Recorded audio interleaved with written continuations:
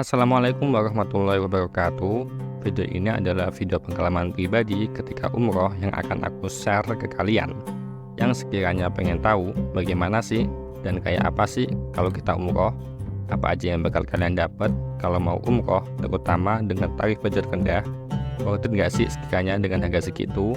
Atau mungkin yang udah sebentar lagi mau umroh tapi udah nggak sabar pengen lihat pengalaman orang lain yang udah umroh kayak gimana. Kalau kayak gitu, tonton video ini sampai habis biar kalian dapat insight atau bocoran tipis-tipis. Dan buat kalian yang nonton sampai habis tapi belum umroh, semoga kalian bisa umroh.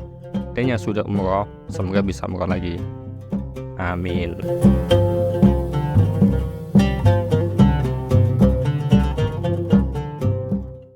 Seharusnya video ini sudah aku buat dari tahun kemarin, tapi karena akunya males, jadi tunda-tunda terus sampai sekarang, dan tahun ini baru bisa bikin.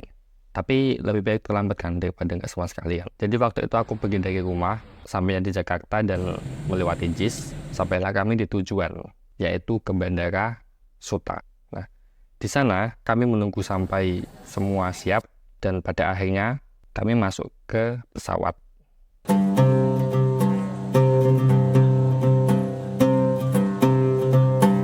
Kita masuk lewat gerbang rata dan selanjutnya kita cari tempat duduk sesuai dengan tiket yang udah di booking sama pihak travel dan akan terbang menuju ke Sri Lanka. Loh, kok ke Sri Lanka? Bukan ke Arab Saudi. Wait, tenang dulu. Kami ke Sri Lanka ini cuman transit doang sehari. Jadi setelah itu kita pergi lagi ke Arab Saudi, ke Jeddah. Jadi FYI, kalau kalian pilih paket umroh yang murah, kalian akan di bookingan pesawat kelas paling belakang, itu kelas ekonomi dari maskapai yang murah. Dan sini aku pakai Sri Lanka Airlines, nggak tahu kok dibeliin itu. Dan kalian bakal transit di negara lain di antara Indonesia sama Arab Saudi. Karena hanya bisa booking pesawat yang nggak terlalu besar, yang sekiranya dia tuh nggak cukup terbang 10 jam dari Indonesia ke Arab Saudi. Dan ini bakal cukup mewah kalau kalian nggak pernah naik pesawat sama sekali.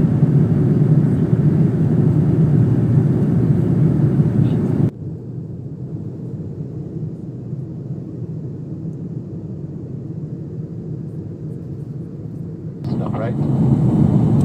And your window blinds are placed in the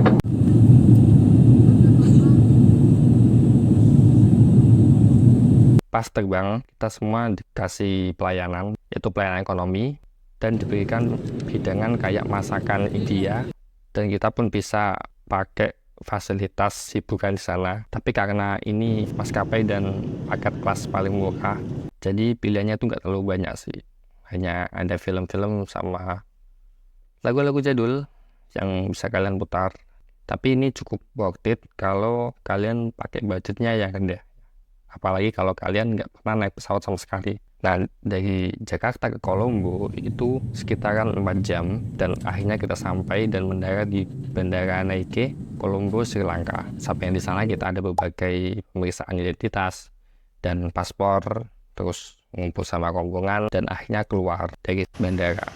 Kita akhirnya diantarin sama tour guide orang sana, tapi dia bisa bahasa Indonesia, dan kemudian pasti itu pakai batik ya, jadi aku nggak ngerasa kalau dia itu ternyata orang Sri Lanka, tapi kelihatan dari logat bicaranya kalau dia itu bukan orang Indonesia.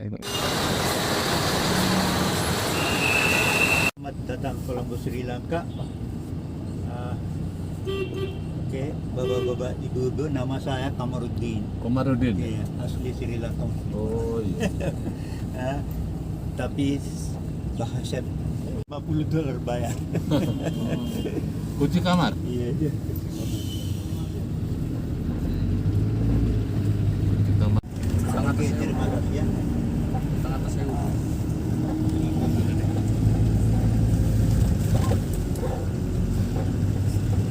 Nah, setelah itu kita dijemput pakai travel, ya mobilnya agak jadul gitu ya, dan terus kita dianterin ke tujuan, yaitu hotel untuk penginapan semalam doang ya.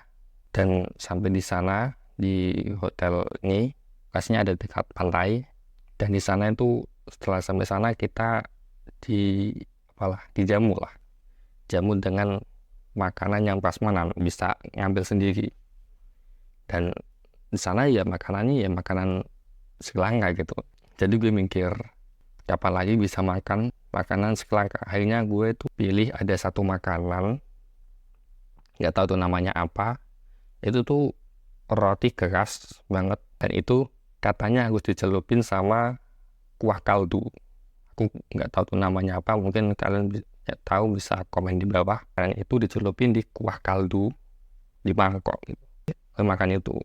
Dan setelah itu aku masih ingat itu setelah itu makan nasi kayak nasi biryani gitu, terus sama es krim, sama ada semangka juga, ada kue juga.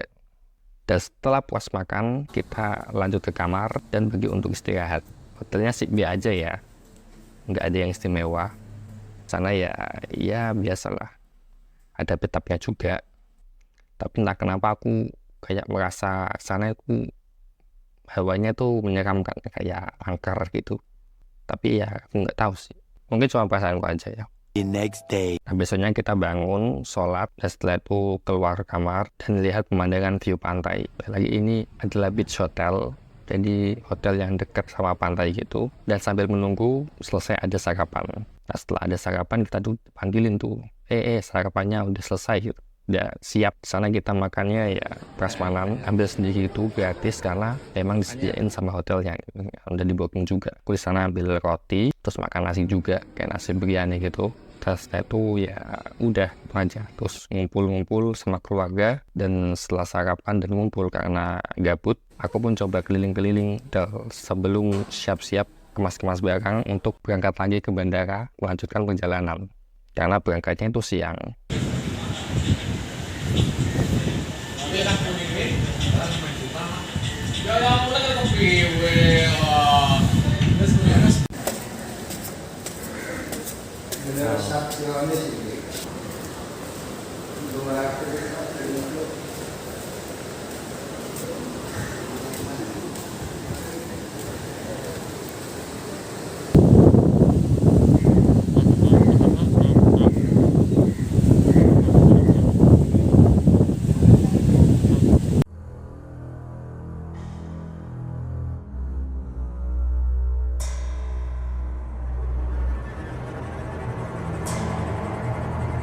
Dan ketika semuanya itu udah siap, kita kembali check out dari hotel, terus kita jalan ke bandara.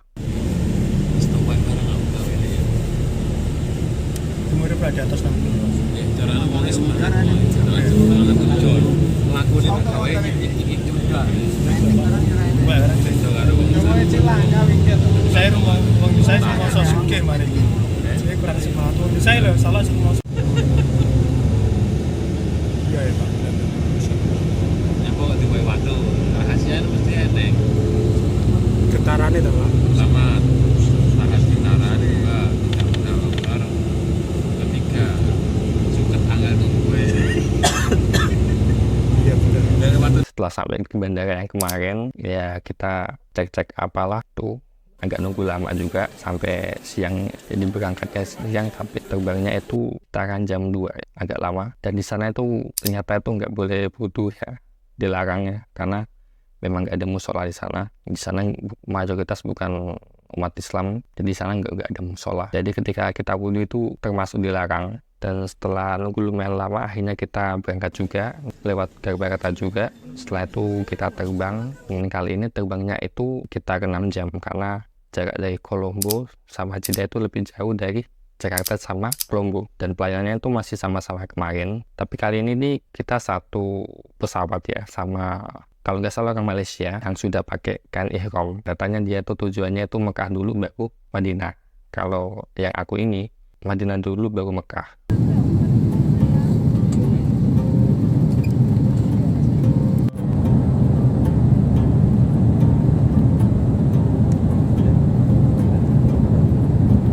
மற்றும் விசேட சலுகைகளை பெற்றுக்கொள்ள ஸ்ரீலங்கன்.com என்ற எமது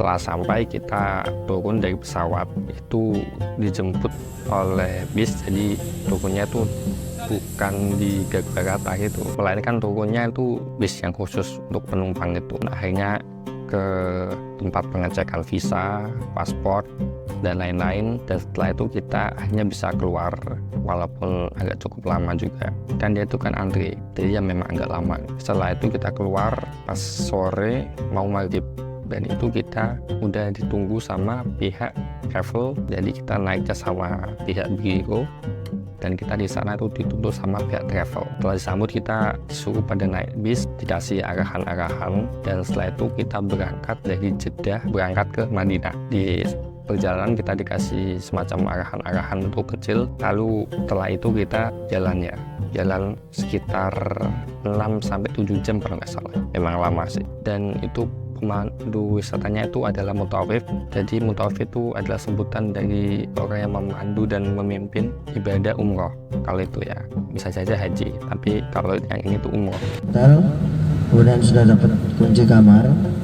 Nanti kalau sudah dapat kunci kamar, Bapak Ibu menikah langsung menuju ke kamar masing-masing dan beristirahat sembari menunggu koper yang akan kita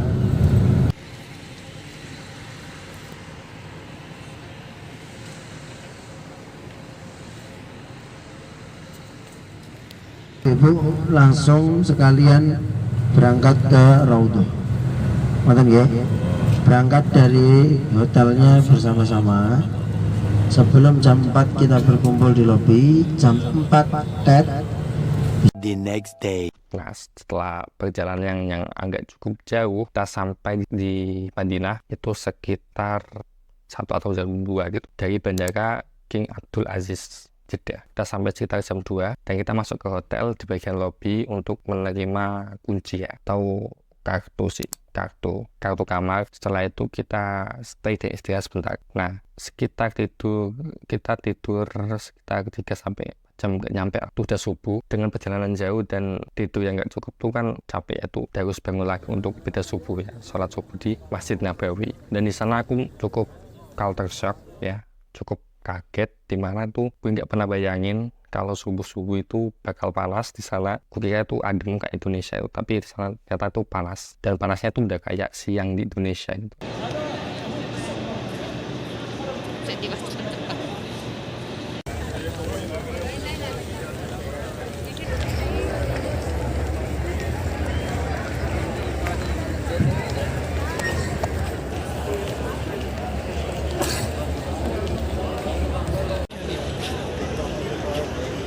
Dan setelah sholat subuh berjamaah, kita menuju makan baki, karena memang dari pihak turnya kita itu dibagi, jadi laki-laki sendiri, perempuan sendiri gitu kan. Nah, ini kalau yang ini tuh jatahnya laki-laki tuh kebagi dulu, kalau yang perempuan tuh ke Raudhah itu pas waktu itu. Setelah kita makan baki, kita jalan-jalan setelah subuh itu. Dan bagi kalian yang nggak tahu, baki itu adalah pemakaman para sahabat Nabi yang berada tepat di timur Masjid Nabawi. Kalian bisa cek sendiri di Google Maps.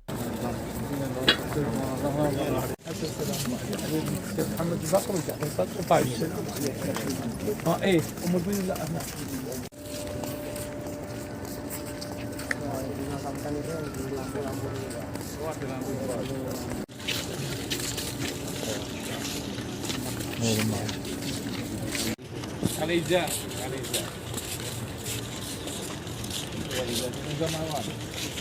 Dan setelah selesai, kami terus balik ke hotel. Kayak kering terus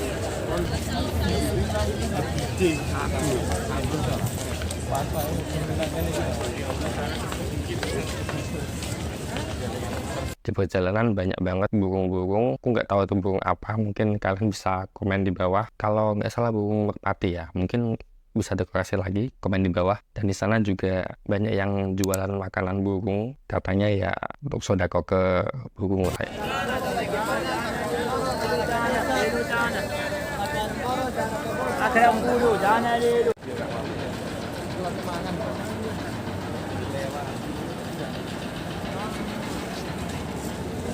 Indonesia.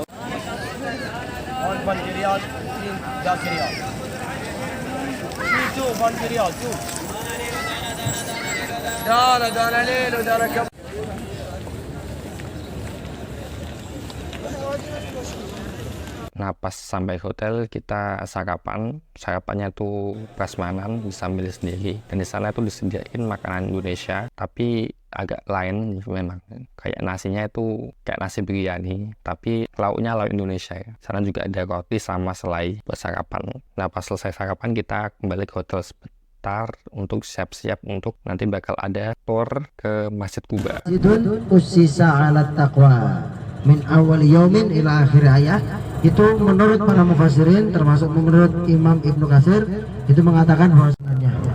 Jadi sunahnya Rasulullah itu setiap hari Sabtu mengunjungi Masjid Kuba. Rasulullah Kubain falahu ka'ajri umrah. Barang siapa yang berwudu dari tempat. Ada juga sab'atu masajid. Ini masjid-masjid bersejarah, tetapi tidak ada nilai ibadahnya. Kalau kita bukan tidak ada nilai ibadah, tidak ada keutamaan. Insya Allah. Nah, Masjid Kuba, Bapak Ibu, itu terletak di daerah yang bernama Kuba. Nama tempatnya itu Kuba. Nah, Kuba ini Pak Bu, di sekitar Masjid Kuba ini dulu menjadi tolaan alaina, tapi mereka nggak tahu mana yang Nabi Muhammad. Akhirnya Abu Bakar, satu sumur yang sampai sekarang airnya masih mengalir, namanya adalah sumur Adak. Sumur apa? Sumur Adak. Disitulah Rasulullah SAW kemudian terkena sinar matahari.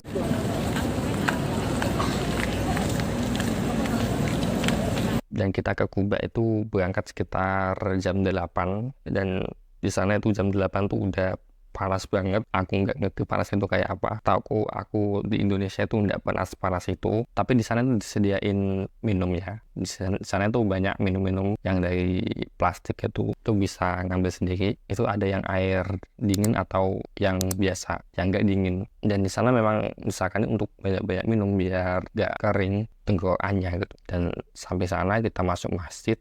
Masjidnya tuh adem banget, dan di sana tuh kita sholat 2 rakaat.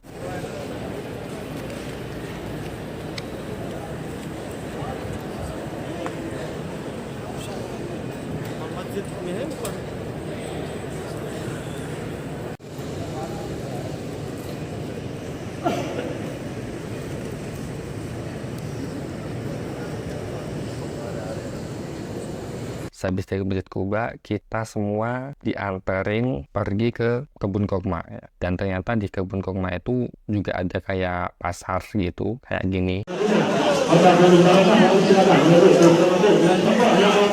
Dan di sana tuh banyak pengunjung yang boleh nyobain. Sana tuh ada kurma, ada kismis, ada coklat akap ya, dan ada berbagai souvenir kayak gantungan kunci gitu, banyak banget. Dan di sana tuh orangnya ramah, bisa bahasa Indonesia, dan kalian juga bisa beli pakai rupiah, jadi nggak harus rial. Dan kita tuh lumayan belanja di situ. Setelah belanja, tour pun selesai dan kita kembali ke hotel. Tapi sebelum kembali ke hotel, kita dihampiri dulu, diantarkan ke Jabal Uhud. Jabal Uhud ini terkenal ya, dia tuh tempat para syuhada Uhud yang mati syahid dan dimakamkan langsung di sana itu, di Bukit Uhud. Dan di balik belakangnya itu ada makamnya sahabat, termasuk pamannya Nabi Muhammad SAW yang bernama Hamzah.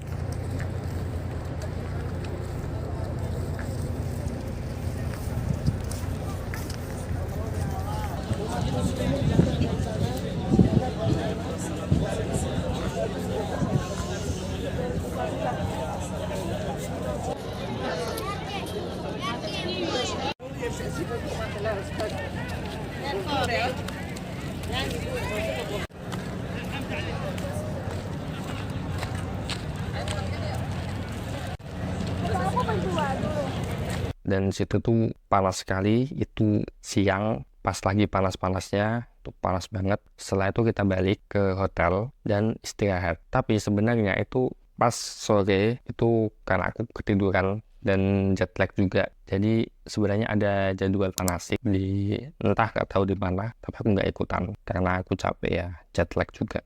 Dan besoknya di hari Jumat, dan ini kebetulan hari Jumat ya, ini kayak nggak ada agenda, cuman makan dan istirahat aja sampai sholat Jumat. Dan di sini ada yang mulai agak beda nih sama orang-orang Indo. Biasanya kalau orang Indo tuh kalau Jumatan tuh kan dia tuh memang baca bismillah ya. Baca bismillah, terus baca surat yang lumayan panjang, ya tau lah ya.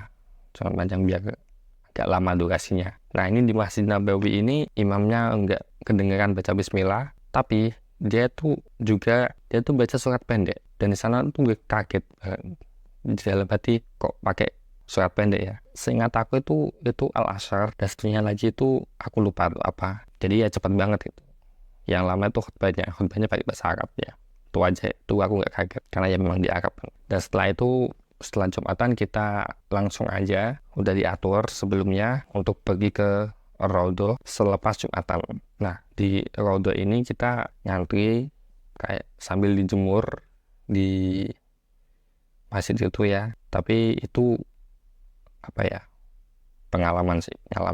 Dan sekitar mau asar itu udah bisa duduk di depan-depan lah. Setelah itu kita masuk ke dalam Raudhah, kita masuk ke masjidnya, kita dapat air dan kita doa-doa di sana, sholat 2 rakaat. Dan kalau sudah di sana itu nggak diajukan untuk diem aja terus iktikaf tuh nggak boleh, itu nggak dibolehin. Jadi kalau bisa kalian itu sholat, atau kalau nggak ya baca Al-Quran. Kalau kalian diem aja itu kalian bakal diusir. Kalau kalian baca buku yang aneh-aneh itu juga akan diusir. Ya memang itu aturannya ya, kita hormati. Diusir sama askar, dan memang itu memang aturan mereka, jadi kita harus ikutin aja ya. Dan itu juga bagus biar yang lain bisa masuk juga. Jadi ruangannya itu bisa digunain orang lain, nggak kepenuhan di sana. Setelah itu kita jalan di sini.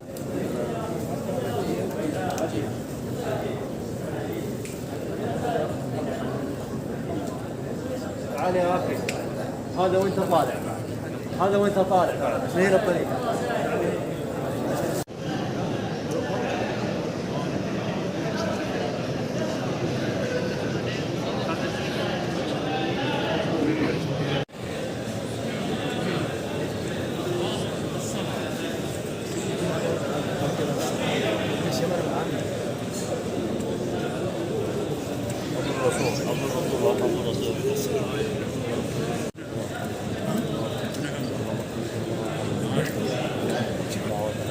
Dan gak lama setelah itu asar, dan setelah sholat asar itu kita udah bebas ngapain aja, dan kita bisa ibadah terserah kita, karena besoknya lagi kita akan berangkat ke Mekah ya.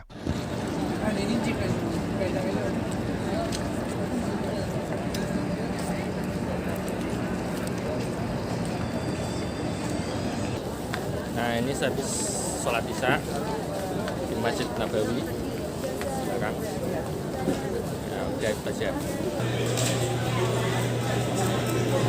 The next day. Dan besoknya sebelum kita pergi meninggalkan Madinah, kita udah bebas lah di sana itu, karena ke Raudhah udah, ke Baqi udah, itu yang utama itu. Kalau kita ke Madinah, dan setelah itu udahlah terserah kalian mau ngapain aja. Tapi karena kemarin bapak gue itu nggak ikut ke Baqi, jadi dia itu maksa untuk ke Baqi dan ngajak aku.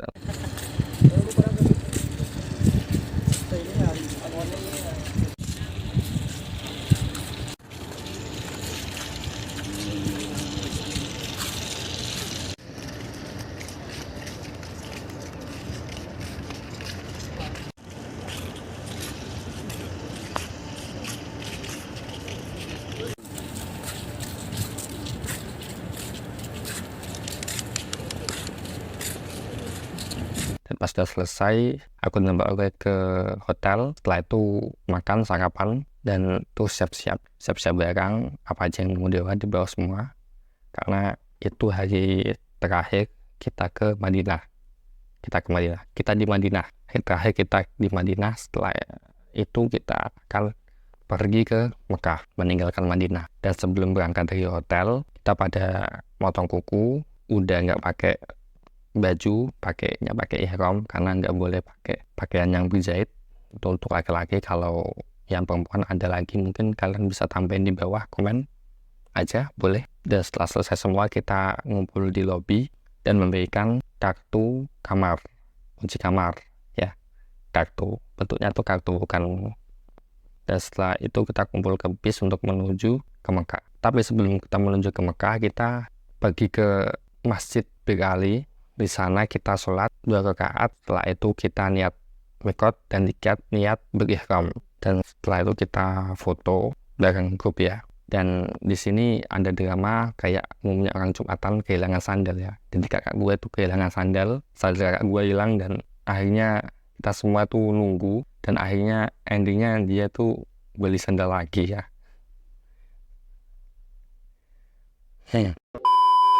Dan setelah beli sandal nih, udah selesai semua, kita balik ke bis, lalu kita memang bener-bener pergi ke Mekah.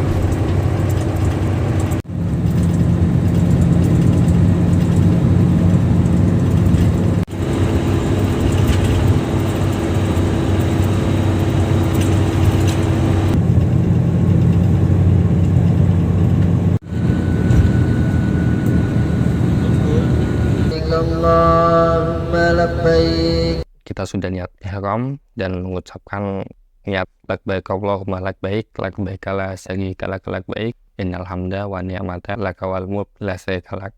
Jadi itu diulang-ulang, tapi tenang aja, itu nggak dibaca terus, itu cuma dibaca di awal-awal aja, tapi setelah itu dibaca di hati, jadi kalian nggak capek gitu. Dan di perjalanan ini kita menuju ke Mekah sekitar 6-7 jam durasinya, dan sekali mampir ke rest area karena itu memang jalan tol, dan rest areanya itu ya biasa aja. Di sana kita ya buang hajat. Dan FYI, kalau ketika kalian ihram itu nggak kayak suci yang punya wudhu itu nggak ya guys, kalian tetap bisa buang hajat, entah itu pipis atau misalnya kentut ya, makan minum dan sebagainya. Yang membatalkan ihram itu ya larangan itu sendiri, seperti tahallul itu, potong rambut. Tapi ketika kalian melakukan tawaf atau sa'i itu wudhu ya, memang harus wudhu. Tapi kalau ihram itu nggak harus. Tapi kalau mungkin kalian lebih tahu, mungkin bisa komen di bawah, mungkin buat sharing aja. Nah, setelah selesai kita nyampe di Mekah. Setelah sampai di hotel, kita kumpul dulu di lobi, dan segala urusan barang kita udah diurusin sama pihak travel sama resepsionis hotel di sana, dan kita langsung diantar ke pembagian kartu sekalian makan malam. Dan setelah itu kita lanjut ke kamar sebentar sebelum melakukan ibadah umroh. Jadi setelah itu langsung ya, setelah itu kita umroh malam-malam, gak tahu jam berapa ya.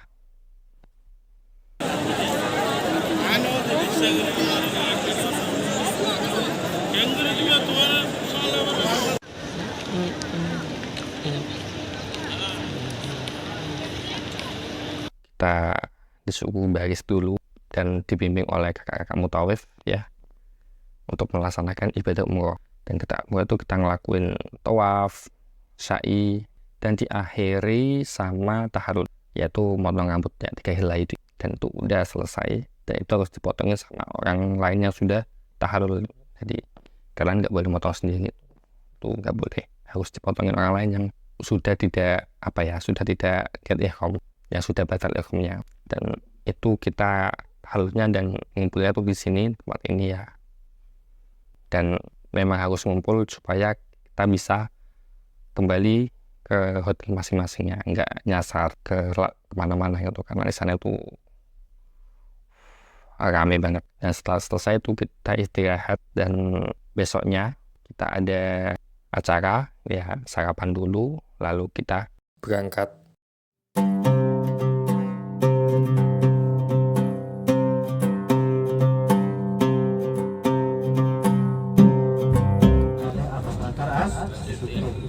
Jadi Bapak Ibu yang dimuliakan Allah Subhanahu wa taala,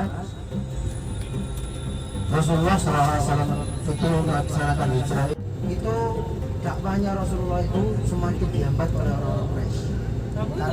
Karena putranya Abdul Muthalib ini pimpinan Quraisy. Dari sana tuh mengunjungi Jabal Nur, jelasin sedikit, aku lupa biasanya itu kayak apa karena udah setahun yang lalu.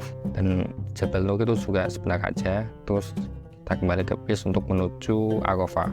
Arafah tahu kan ya, yang ini bukan yang ini nama komika yang Masih saat ini jembare Pak Bu, ibarat ini tuh masih belum bisa nampung jamaah haji.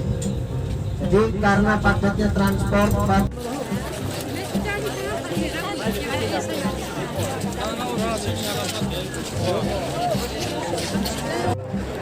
Karangan.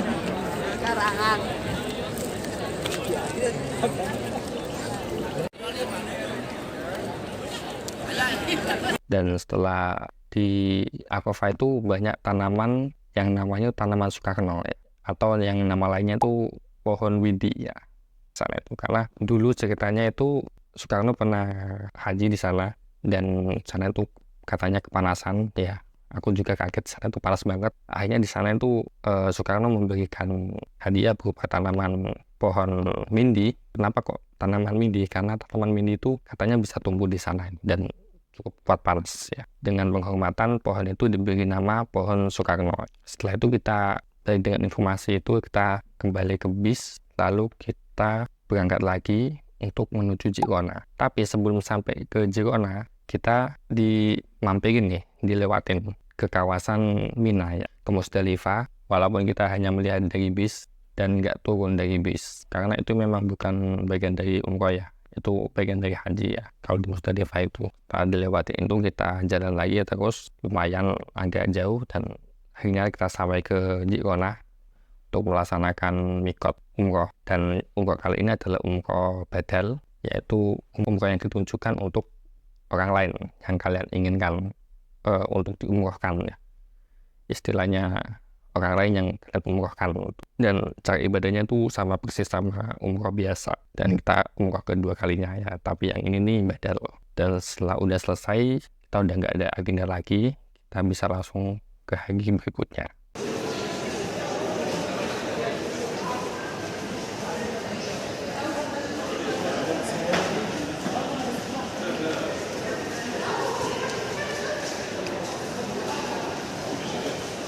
Nah, besoknya kita ada tour ya, katanya ini sih tour hadiah ya, maksudnya itu inisiatif dari mereka sendiri untuk pergi ke Museum Wahyu ya.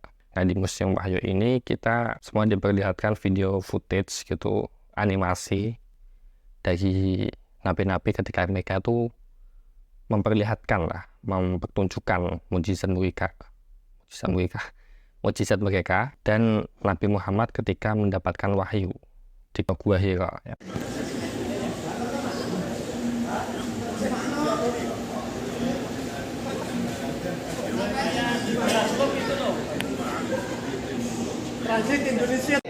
Sebelumnya saya ucapkan ahlan wa sahlan wa marhaban bikum, selamat datang kepada Ibu di yaitu di sallallahu alaihi wasallam. Nah, kita sebagai manusia tentunya membutuhkan petunjuk.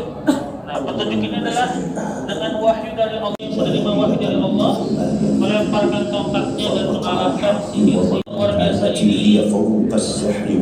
Para penyiar dan orang-orang sekitarnya beriman kepada Nabi Musa alaihissalam, kepada Allah Subhanahu wa Ta'ala. Dan di situ aku sebenarnya itu nggak boleh record, tapi gue nyolong-nyolong aja gitu ya, nggak pantas ditiru ya, nggak pantas ditiru. Dan setelah selesai kita ya mulai dijelaskan sama pihak pemandu, dan dia itu orang Indonesia, terlihat dari logatnya juga, dan dia katanya kuliah di sana di Mulpuro, dan untuk menjelaskan ini itu ya. Dan ini videonya. Masjidil Haram, jarak dari Masjidil Haram sampai ke Gunung Hira atau Jabal Nur adalah 4 km. Kemudian luas daripada Jabal Nur adalah sekitar 1,7 juta meter persegi dan ketinggiannya mencapai 634 meter di atas permukaan laut. Untuk menuju ke Gua Hira kita harus ya, inilah letak dari Gua Hira-nya, lebih dekat lagi kita lihat.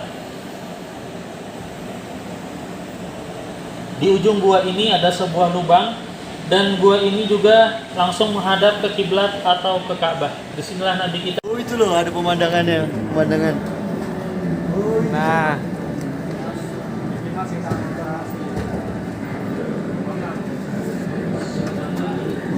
gua dulu. Aku gantian, jangan yang Silakan Bapak. Nah, bagaimana Bapak dan Ibu kedua hero-nya sampai? Kita lihat salam tempel dari Allah. Wa basyirha bi baitin fil jannah, dan berikanlah kabar gembira kepada Khadijah. 22 tahun. Jadi menjahit selama 32 tahun lamanya. Kenapa sangat lama? Beliau bercerita bahwasanya beliau menjahit ini jam-jam saudara senantiasa bertumbuh. Ini adalah jilid ke-10, jilid terakhir diwakafkan di musim awal ini, satu jilid terdiri dari 3 juz. Saat ini Munasib Naskah masih hidup. Bapak ini meninggalkan beberapa peralatan yang digunakan ketika diwakafkan. Silakan.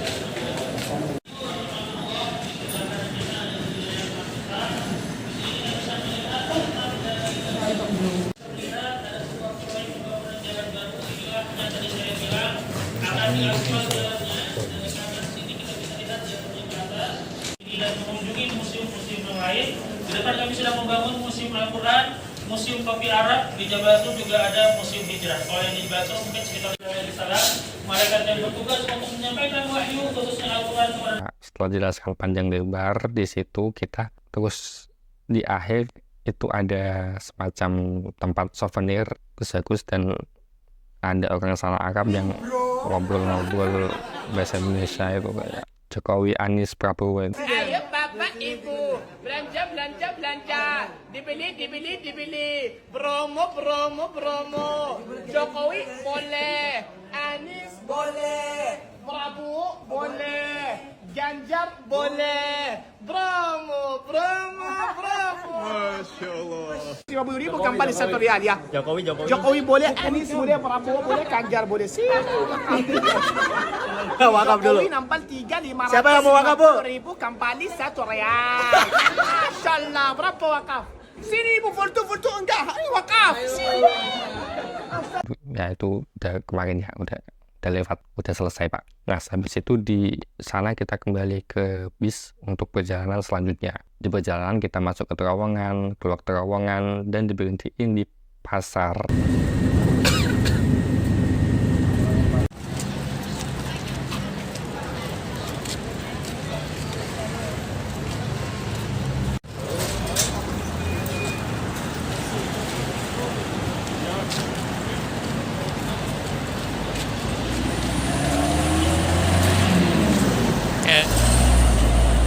Tapi pasar di sana itu kayak mall, tapi kayak pasar gitu ya. Jadi kayak ada ruko-ruko kecil gitu lah. Ya kayak gini lah.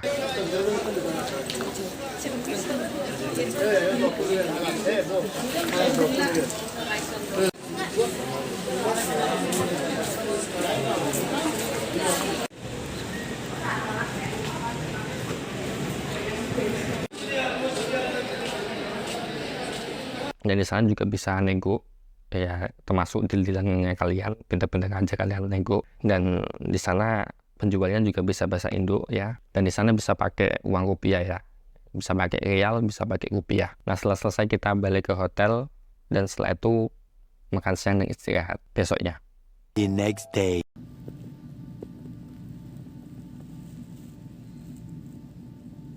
Besoknya di hari Rabu, dan ini hari terakhir ya di Mekah, kita sholat subuh berjamaah, dan setelah sholat subuh berjamaah kita sarapan dan kemas-kemas.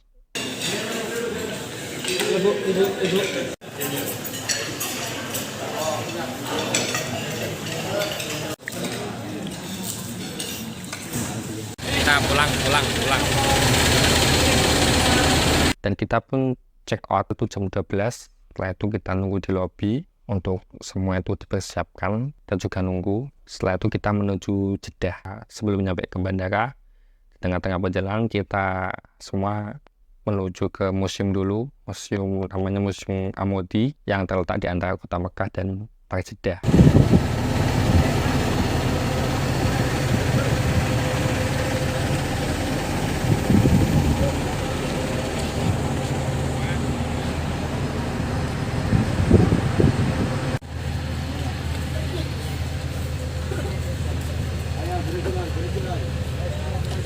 Dan di sana museumnya itu bangunannya itu kuno, kayak campuran jerami sama lumpur gitu, yang kayak bangunan zaman dahulu ya. Sana masuk di sambut lah dengan ramah. Ada yang pakai topi, sana juga ada sumur zaman dahulu, ada orang bagaimana kalau orang di dalam rumah itu, atau ada orang yang bayi yang jemur, ada pendekatan di situ ya. Ada sel juga, ada tempat museum, nanti di sana tuh juga ada banyak kayak kiswah Ka'bah, ada senjata, ada piano, ada mumi, dan ada juga sel juga, dan nggak lupa sama ada masjid juga.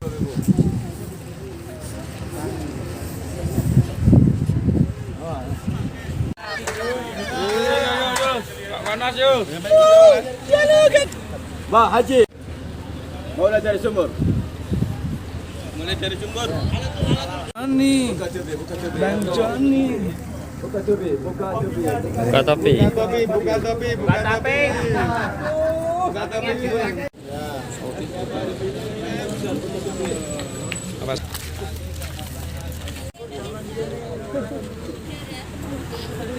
Ini kulit anu ya? Ya Allah, kulit binatang badan ini panas. Hantu wewe. Ya.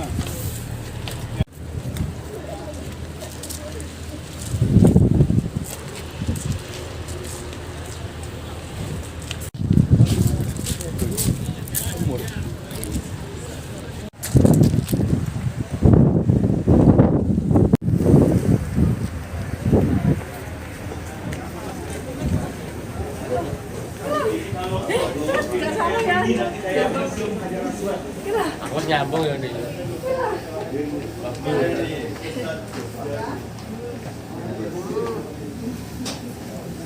Eropa Pak ya. Aja kita Eropa ini.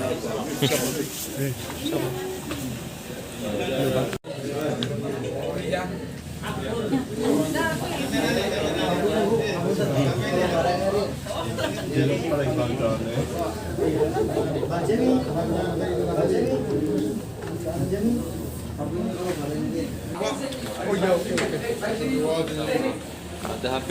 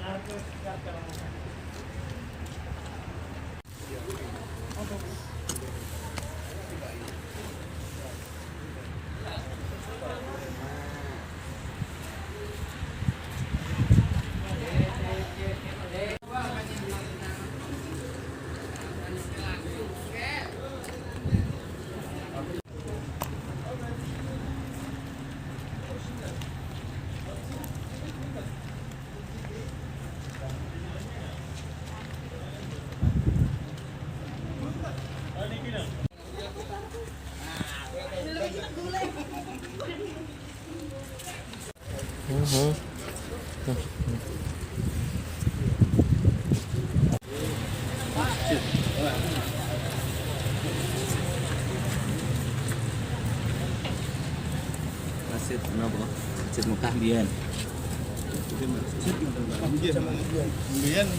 Ya setelah selesai kita kembali ke bis, dan seketika itu HP ku menjadi kentang ya, karena kebanyakan rekam di sana, panas banget, kayak itu nggak penting.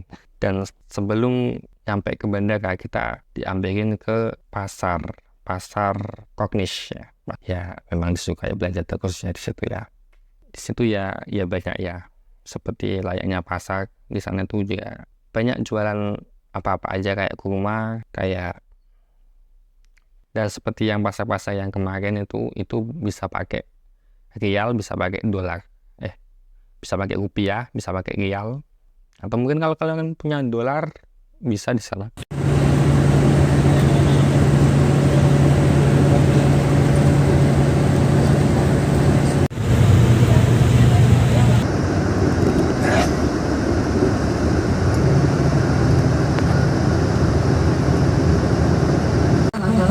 kisos Bu. Yang kedua tentang pelaksanakan atau tempat pelaksanakan praktek kisos.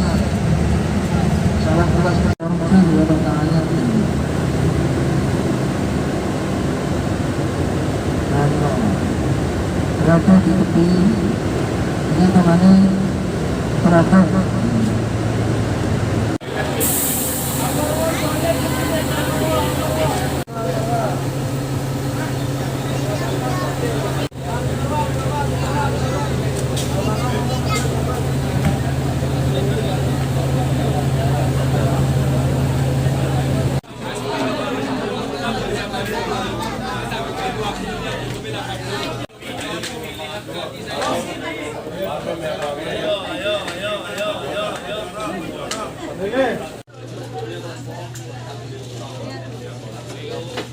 Dipilih ayo.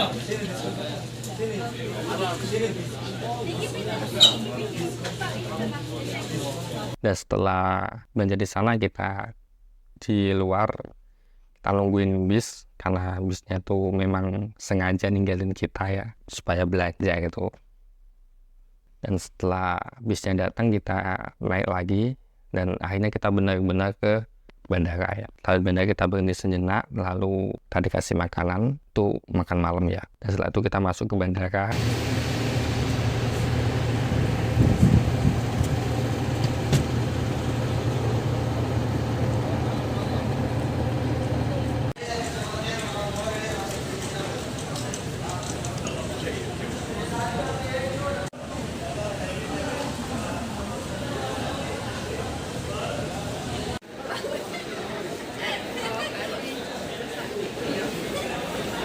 Dan setelah itu kita masuk ke bandara, check-in segala apa macam-macam. Dan setelah selesai semua, kita naik ke bus untuk ke pesawatnya, dan kita naik tangga itu, nggak lewat gerbang atas sih. Setelah itu kita nunggu sebentar dan akhirnya kita terbang untuk pulang ke Indonesia.